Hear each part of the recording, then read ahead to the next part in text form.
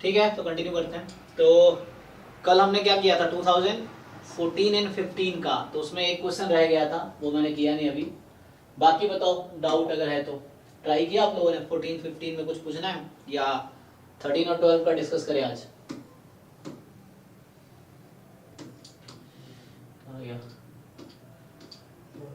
देख लो, अगर doubt try किया आपने तो बताओ। एक क्वेश्चन वो रहेगा, मैं ट्राई नहीं कर पाया तो मैं कल ट्राई करता हूँ, मैं देख लेता हूँ, भूल जाऊंगा तो। किस ईयर का था? 2015 का था ना।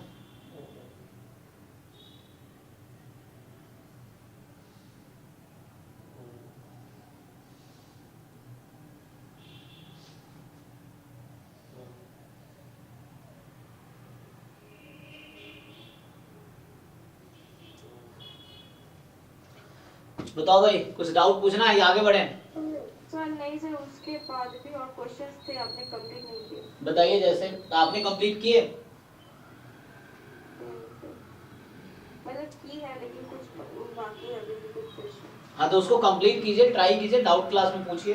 अगर अभी आपने ट्राई किया है और नहीं हुआ है तो फिर बताता हूँ। अगर ट्राई किया ही नहीं है तो ऐसे मत पूछो, फिर टाइम पास होगा आपका उसमें।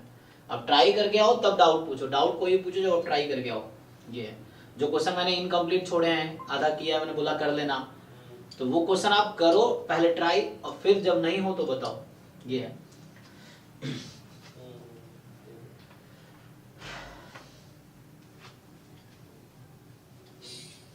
सर एक्सपायर वाला क्वेश्चन हो गया था?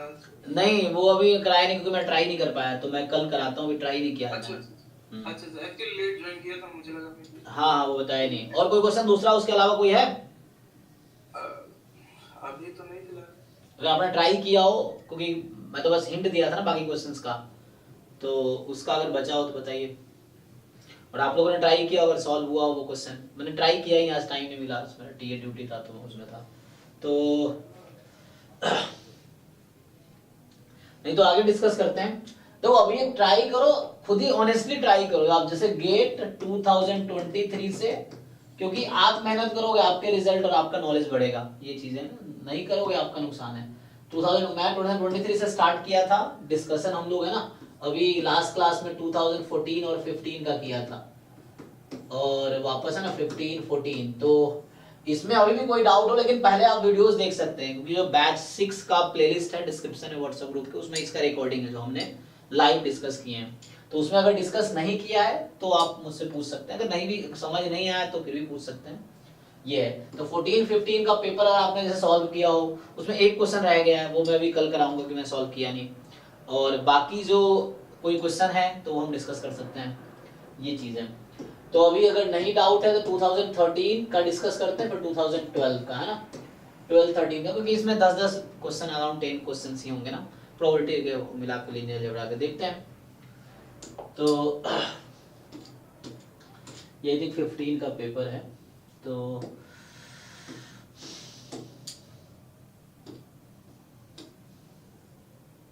कल हमने डिस्कस किया था 14 वाला, तो अभी आते हैं 13 और 12 पे। किस ईयर का चल रहा है? 2010, तो 10 का तो ये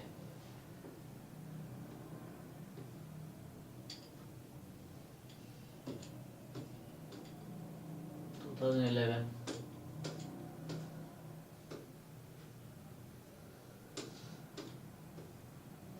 ओके, तो ये 12 यहाँ से स्टार्ट है, ठीक है ना। तो देखिए 12 देखते हैं क्या क्या क्वेश्चन आया हुआ है।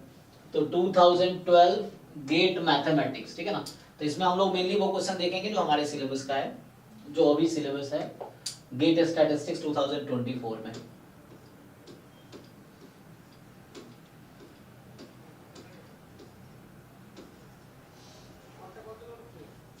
देखिए, तो ये L1 L2 L3 map transformation, इसको छोड़ दो। यहाँ पर कुछ भी नहीं है सर, मूव ऑन कीजिए। कहाँ पे होगा सर? मतलब अभी नहीं है। अच्छा, नंबर 8 कुछ, अच्छा 8 है सीधा ना। तो ये सब हमारे आउट ऑफ सिलेबस क्वेश्चंस हैं। तो सीधा हम लोग इनिशियली ट्रांसफॉर्मेशन भी नहीं है, ये सब भी नहीं है। 8th हम कर सकते हैं जी, 7th हमारे सिलेबस का है नहीं, 8th देख सकते हैं हम। तो 8th आप लोग ट्राई किए होंगे, आसान है ऐसे तो। एक पीडीएफ दे रखा x का पीडीएफ दे रखा है y, तो हम लोग फॉर्मूला जानते हैं ना, fy ऑफ y बराबर fx of x into dx upon dy का मॉड। बस बाद में x को y के टर्म में लिख देना है, तो उससे आ जाएगा कि इसमें सबको y के टर्म में लिख देना है, तो यहाँ से आंसर आ जाएगा। तो ये इजी है, ट्रांसफॉर्म कर लेंगे आप लोग, क्योंकि x 0 से स्टार्ट है तो y 2 से स्टार्ट होगा। ट्राई किया आप लोगों ने, क्या आएगा? इजी ऐसा तो देख के लग रहा 3/5 है, लेकिन यहाँ पे चेंज आएगा, डिफरेंशिएट करेंगे ना, तो यहाँ पे dy बाई dx कितना है? 3 है, तो dx बाई dy हो जाएगा 1/3, तो ये तो 1/3 हो जाएगी, और ये वाला पीडीएफ रख देंगे आप, तो ये तो एक लाइन का ही है सॉल्यूशन। तो यहाँ से 3/5 e की पावर माइनस 3/5 x, तो यहाँ से x निकालेंगे y माइनस 2/3, तो y माइनस 2/3 इंटू 1/3, तो ये 3 इस 3 को कैंसिल कर दिया, ये 3 इस 3 को कैंसिल कर दिया, तो 1/5 e की पावर माइनस 1/5 y माइनस 2। देखो ये होगा, देख लीजिए, तो सीधा सीधा, और x यहाँ 0 से स्टार्ट है तो y की वैल्यू 2 से स्टार्ट होगी, तो ये हो गया। तो काफी आसान है, ट्रांसफॉर्मेशन का है। 9 जो है कह रहा है कि a simple random sample size 10 इसलिए नॉर्मल से गिव्स 98% कॉन्फिडेंस इंटरवल दिस। ठीक है, तो आपके पास जो 98% कॉन्फिडेंस इंटरवल है किसका? म्यू का ना, वो आपको दे रखा है इंटरवल। सो 20.49 से 23.51 तक है, ये 98% कॉन्फिडेंस इंटरवल है। तो मतलब अगर मैं 2 साइडेड टेस्ट लिख रहा हूं अगर, तो इधर 1% होगा और इधर 1%, ठीक है ना, देख लीजिए। तो रिजेक्शन रीजन की प्रॉपर्टी इधर 1%, इधर 1%, 2% है। अब कह रहे हैं कि टेस्ट कर रहे हैं आप mu is equal to 20.5 against mu not equal to 20.5। Okay, तो can be rejected at 2% level of significance, can not be rejected at 5% level of significance, can be rejected at 10% level of significance and can not be rejected at any level of significance. बताइए। तो अब तो यहां पे क्या होगा, 2% level of significance है, तो अभी ये वैल्यू कहां लाई कर रही है? रिजेक्शन रीजन में या एक्सेप्टेंस रीजन में? अभी 2% रिजेक्शन रीजन की प्रॉपर्टी है, तो अभी ये 20.5 किस में है? ये आपका एक्सेप्टेंस रीजन है और ये रिजेक्शन रीजन है, तो अभी किस में लाई कर रही है?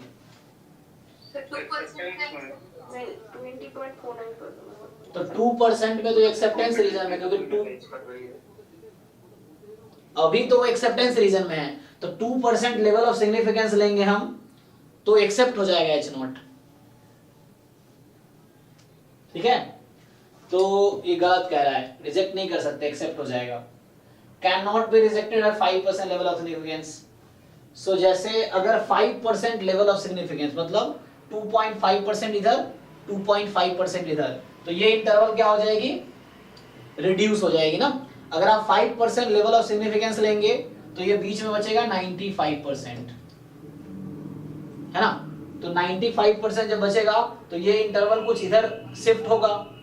तो अगर 95% जो ये है कॉन्फिडेंस इंटरवल का लेंथ है, मतलब प्रोबेबिलिटी है, और 5% है, तो अगर 5% लेवल ऑफ सिग्निफिकेंस में टेस्ट कर रहे हैं तो ये वैल्यू कहां बिलोंग करेगी? सर कैन बी रिजेक्टेड, है ना। तो ये रिजेक्शन रीजन में आ जाएगा, क्योंकि वो लेंथ कहीं ना कहीं आगे शिफ्ट होगी, तो ये रिजेक्शन रीजन में ही आ जाएगा। तो कैन नॉट गलत कह रहा है ये। Can be rejected at 10% level of significance, अगर आप 10% करेंगे तो ये 90% बचेगी, तो ये लेंथ होगा इंटरवल का, तो 5% इधर, 5% इधर, तो आपका एक्सेप्टेंस रीजन ये 90% प्रोबेबिलिटी है उसकी। तो 10% लेवल ऑफ सिग्निफिकेंस पे ये वैल्यू कहां बिलोंग करेगी? बाहर उसके ओके मतलब एक्सेप्टेंस रीजन में या रिजेक्शन रीजन में? रिजेक्शन रीजन रिजेक्शन रीजन में। तो can be rejected at 10% level of significance. तो हो गया, ठीक है। तो 10% लेवल ऑफ सिग्निफिकेंस लेंगे मतलब 5% उधर 5% उधर। तो अभी जब 2% था लेवल ऑफ सिग्निफिकेंस तो वैल्यू यहाँ थी। जब ये लेवल सिर्फ 5% होगा तो इंटरवल छोटी हो जाएगी, तो रिजेक्शन रीजन बड़ी हो जाएगी, तो ये रिजेक्शन रीजन में ही आ जाएगा। तो 10% पे रिजेक्ट कर पाएंगे। ये है।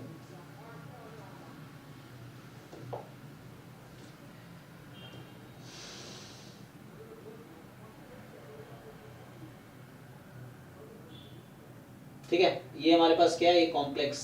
हालांकि इसको ट्राई कर सकते हैं आप, है ना। ये 12 नंबर क्वेश्चन जो है इसको ट्राई किया जा सकता है। अल्फा आपके पास है e की पावर 2 पाई आयोटा 5, मतलब alpha is like cos 2 pi by 5 plus iota sine 2 pi by 5, है ना, यही है ना। इसको e की पावर आयोटा थीटा आप लोग जानते होंगे, तो ये cos theta plus iota sine theta, Euler's formula बोलते हैं इसको।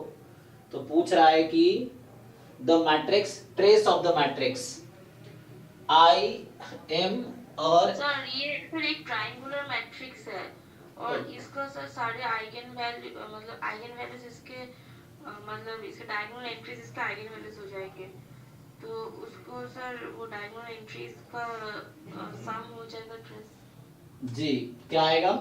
तो आई का, आई तो आइडेंटिटी मैट्रिक्स है, कितने क्रॉस कितने का है ये, तो ये अभी क्या है, ये 1 2 3 4 5, 5 क्रॉस 5 का है। तो अभी इस मैट्रिक्स का आइगन वैल्यू का सम क्या होगा?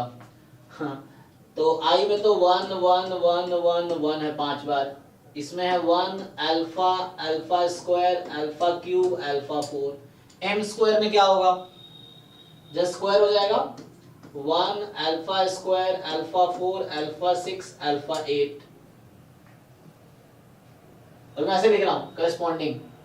तो बताइए, जब ये i की आइगन वैल्यू है, ये m की है, ये m स्क्वायर की है करस्पॉन्डिंग, तो ट्रेस कितनी हो जाएगी? तो पहले तो हमारे पास i plus m plus m square की आइगन वैल्यू क्या होगी? ये ऐड हो जाएगा 3, ये ऐड हो जाएगा, फिर ये ऐड हो जाएगा, ये ऐड हो जाएगा, ये, तो ये सब ऐड कर देंगे तो ये आइगन वैल्यू आ गई ट्रेस के लिए। फिर इन सबको ऐड कर दो, तो टोटल ऐड करके कितना आ जाएगा ये? सर ये मतलब कैसे करेंगे सर? जी, अब यहां से आपको पता है क्यूब रूट ऑफ यूनिटी आप लोगों ने सुना है, लोअर क्लास में पढ़ा होगा। हाँ। सो वैसे ही फिफ्थ रूट ऑफ यूनिटी, यहां पे अगर आपसे पूछा जाए आयोटा की पावर, सॉरी अल्फा की पावर 5 की वैल्यू कितनी होगी? 1 होगा। ठीक है ना, e की पावर 2 पाई cos 2 pi plus iota sin 2 पाई। यहां भी पावर लगाएंगे, पावर हो जाता है, ये क्या डी मोइवर्स फॉर्मूला था, डी मोइवर्स थ्योरम, तो वो मल्टीप्लाई कर देगा, cos 2 पाई आयोटा sin 1 हो गया। तो मतलब alpha is the fifth root of unity, इसको क्या बोलते हैं? Alpha is fifth root of unity. जैसे 1 ओमेगा ओमेगा स्क्वायर होता है, वैसे ही इस इक्वेशन के पास 5 सॉल्यूशन है, 1 alpha, alpha square, alpha cube, alpha 4, बस ये 5 सॉल्यूशन है इसके। ओके, तो सम ऑफ रूट किसके इक्वल होता है? सम ऑफ ऑल वैल्यू किसके इक्वल आएगी?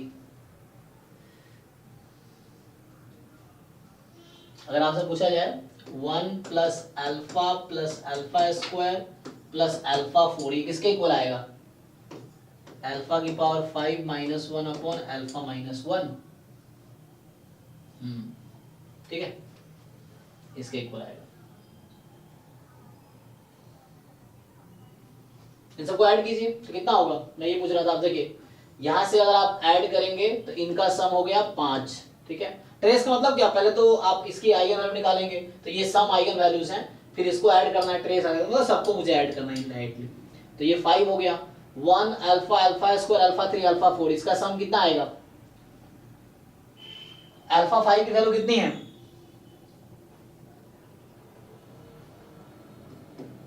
बाकी लोग समझ आ रहा है कि नहीं? अल्फा की पावर 5 कितना है यहाँ पे 1 है ना, तो ये तो फॉर्मूला है, this is just a formula. तो इसके अकॉर्डिंग इसका सम ऑफ रूट्स क्या होता है, ऐसे भी आप बता सकते हैं, सम ऑफ रूट्स पॉलिनोमियल में जानते होंगे ना, तो ये पॉलिनोमियल 0 आएगा, तो इसका सम 0 हो गया। अब ध्यान दो, यहाँ 1 alpha square alpha 4 alpha 6 alpha 8, alpha 8 equal हो जाएगा अल्फा की पावर 5 इंटू अल्फा की पावर 3, ये अल्फा की पावर 3 के, ये अल्फा की पावर 1 के, तो फिर से इसका सम भी 0 आ गया। क्यों? 1 plus alpha square alpha cube alpha 4 ये सब मिलके 0 हो गया। तो कहने का मतलब इसकी जो फाइनल आंसर 5 प्लस 0, तो इसका आंसर 5 होगा। सर 8 रूट ऑफ यूनिटी के मतलब इसमें ऐसे cos 2π/8 होगा तो 8 रूट ऑफ यूनिटी होगा। जी। अब थर्ड रूट ऑफ यूनिटी जानते हैं ना, 1 ओमेगा, फिर वहां था 2π/3 आयोटा है ना आई, तो 2π/3 वहां पे होता है third root of unity, cube root of unity जिसको बोलते हैं। π/2 कर देंगे, स्क्वायर रूट ऑफ यूनिटी आ जाएगी 2πi/2 है ना, तो पाई आई हो जाएगा, cos पाई कितना होता है, तो सर साइन पाई। ठीक है जी, तो इसका आंसर ये। आगे बढ़ते हैं, अगर कुछ डाउट हो तो पूछ सकते हैं, किसी को डाउट आपने से।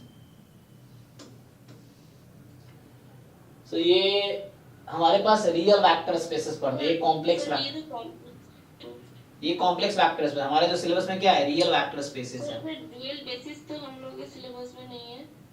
यहाँ पे क्या है, हाँ ये सब नहीं है सिलेबस में, डुअल बेसिस को छोड़ दो। तो अभी सर अभी नहीं है सर। ये क्या है, इंटीग्रल इक्वेशन है, इसको छोड़ दो, इंटीग्रल इक्वेशन सिलेबस में नहीं है। ये वाला कर सकते हैं आप, सर ये है सर, हाँ क्वेश्चन 21, सो ऑप्शन सी है आया है सर। तो ये तो इजी है, क्या करना है, a की पावर 50 का 50 टाइम मल्टीप्लाई नहीं करना पड़ेगा, a square a cube a4 4 bar multiply करें, एक पैटर्न दिख जाएगा, पैटर्न से आप डिसाइड कर लेंगे। ठीक है, इसका आंसर ऑप्शन सी है। अच्छा सी आया है, बाकी लोग वेरीफाई करके देख सकते हैं। ठीक है ना, अब चेक कर लीजिएगा, जस्ट a स्क्वायर 3-4 मैट्रिक्स निकालो, उसके हिसाब से पैटर्न दिख जाएगा, पैटर्न के हिसाब से a50 आप बता देंगे।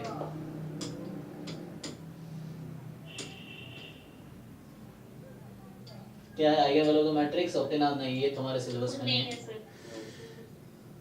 टू इटरेशन ये सब उसका न्यूमेरिकल एनालिसिस का है, ये हमारे पास है। हाँ ये सेट कंप्लीट बाउंड, ये सब सेट नहीं पढ़ना आपको। देखिए यहाँ पे क्या है कि if a random variable x assumes only positive integer values the probability this, तो ये कौन सा डिस्ट्रीब्यूशन है, ज्योमेट्रिक डिस्ट्रीब्यूशन है ना, ज्योमेट्री का number of trial required to get the first success. इसका मीन कितना होता है, p यहाँ 2/3 है ना, p q की पावर x - 1, तो x कितना होता है इसमें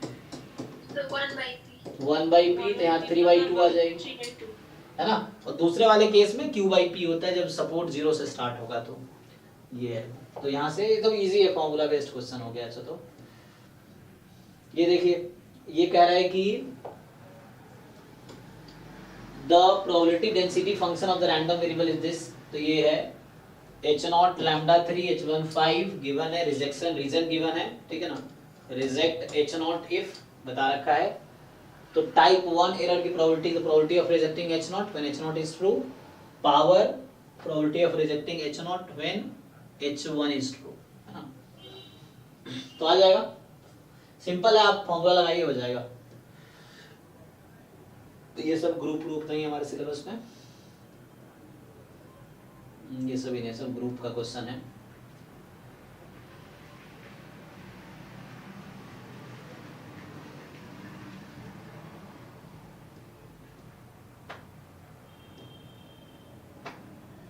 इसका बताइए, ये कह रहा है कि which of the following statement are correct, skew Hermitian है, तो ये तो इजी है डिसाइड करना। तो स्क्यू हर्मिशियन का डेफिनेशन क्या था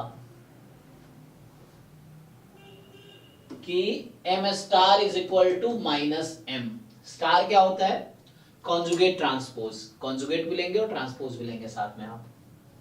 तो करके देखिए, एम स्टार का मतलब है एम ट्रांसपोज और साथ में कॉन्जुगेट लगाना है, तो ये हो जाएगा। चेक कीजिए सेम आ रहा है क्या। हर्मिशियन क्या होता है, हर्मिशियन होता है कि एम स्टार एम के इक्वल आ जाए, है ना। तो ये सिमेट्रिक का एक्सटेंशन है कॉम्प्लेक्स नंबर में हर्मिशियन, और स्क्यू सिमेट्रिक का एक्सटेंशन है कॉम्प्लेक्स नंबर में स्क्यू हर्मिशियन। तो उसके हिसाब से ट्राई करना आपको। अब ये थ्योरम है, यहाँ से देख लीजिए हर्मिशियन है क्या। Yes sir, Hermitian. तो उससे आप जानते हैं कि, है ना, मतलब थ्योरम है डायरेक्टली कि अगर हर्मिशियन मैट्रिक्स सारी आइगन वैल्यू उस तरह से रियल होंगे, उस तरह से आपको आइडिया लगाना है, और वो थ्योरम बेस्ड क्वेश्चन है। थ्योरम देख लीजिएगा। जैसे कोई चीज कंफ्यूजन, मान लो उसकी हर्मिशियन नहीं पता आपको, किसी को नहीं पता, क्या करना, गूगल करना है जस्ट एक बार, इसके गूगल पे टाइप करो, डेफिनेशन आ जाएगा। तो वो चीज है, आप उससे फिर आप देखिए वेरीफाई करके है कि नहीं है। फिर इसका थ्योरम होता है डायरेक्टली, आप थ्योरम वेरीफाई कीजिए, इससे आ जाएगा। ठीक है, तो अब चेक करो, पहले तो चेक करो कि ये सेटिस्फाई हो रहा है कि नहीं, उसके हिसाब से थ्योरम चेक करो। तो ये कैलकुलेशन करके देखो आप। ये लीनियर ट्रांसफॉर्मेशन अभी सिलेबस में नहीं है, तो छोड़ सकते हैं आप लोग। ये सब इंटीग्रल है, ये सब छोड़ दो।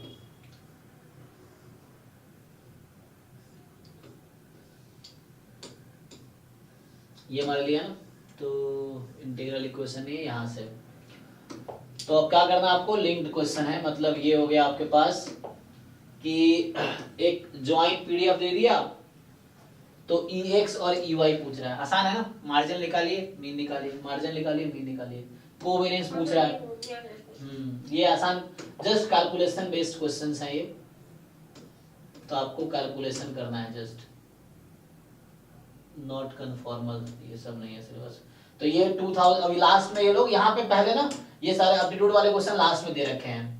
तो 2012 में जो क्वेश्चन थे वो हमने डिस्कस कर लिए, तो आप एक बार कंफर्मेशन के लिए जस्ट सॉल्व कर लेना कि आपको सारे क्वेश्चन आते हैं, आंसर निकाल के देख लो। तो एग्जाम में क्या होगा, अभी आप आधे अधूरा छोड़ दोगे, एग्जाम में सेम सिचुएशन आ जाएगी कि वहां आपको पता तो होगा कैसे करना है, लेकिन आधे पे अटक, क्योंकि पूरा सॉल्व नहीं करोगे आप, तो वहां आपको कॉन्फिडेंस नहीं रहेगा, फिर बीच में कहीं फंस गए तो फिर तब लगेगा कहाँ सॉल्व कर लिया। इसलिए पूरा क्वेश्चन कंप्लीट सॉल्व कीजिए, क्या गिवन है और क्या फाइंड करना है, फिर ऑप्शन भी मैच कीजिए, ऑफिशियल आंसर किसे मैच करके देखिए, तो इससे आपको पता चल जाएगा कि सही कर रहे हैं गलत कर रहे हैं। आंसर की यहाँ अटैच है ऑलरेडी, ये ड्राइव में है ये ना क्वेश्चंस, तो आप इससे मैच कर सकते हैं। तो अभी हम लोग 2012 का देखा है ना, अराउंड 10-15 क्वेश्चन मिलते हैं लिनियर अलजेब्रा, और हम लोग मेनली वो कर रहे हैं प्रोबेबिलिटी वाले। सो अभी 2013 का एक बार देख लेते हैं क्या क्या क्वेश्चंस हैं, ठीक है।